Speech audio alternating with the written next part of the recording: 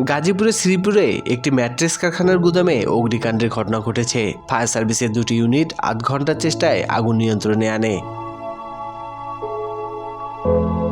বৃহস্পতিবার বেলা 11টায় শ্রীপুর পৌরসভার মাওনা চৌরাস্তা এলাকার কাজী পাম্পের পাশে একটি 5তলা ভবনের নিচতলায় ম্যাট্রেস কারখানার গুদামে অগ্নিকাণ্ডের ঘটনা ঘটে। তাৎক্ষণিক আগুনে ক্ষয়ক্ষতি ও হতাহতের কোনো খবর পাওয়া যায়নি।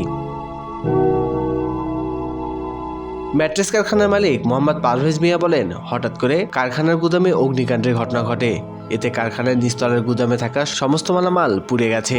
আগুন লাগার পরপরই পুরো গুদামে আগুন ছড়িয়ে পড়ে। পরবর্তীতে ফায়ার সার্ভিস এসে আগুন নিয়ন্ত্রণে আনে। কী পরিমাণ মালামাল পুড়েছে এবং কত টাকার ক্ষয়ক্ষতি হয়েছে তা এই মুহূর্তে বলা সম্ভব নয়। মাওনা ফায়ার সার্ভিসের ইন্সপেক্টর মাহমুদুল হাসান বলেন, আগুন লাগার খবর পেয়ে ফায়ার সার্ভিসের 2টি ইউনিট 30 মিনিটের চেষ্টায় আগুন নিয়ন্ত্রণে আনে। তাৎক্ষণিকভাবে আগুন লাগার কারণ ও ক্ষয়ক্ষতির পরিমাণ জানা যায়নি। স্বাধীনতা টিভি বাংলা নিউজ ডেস্ক।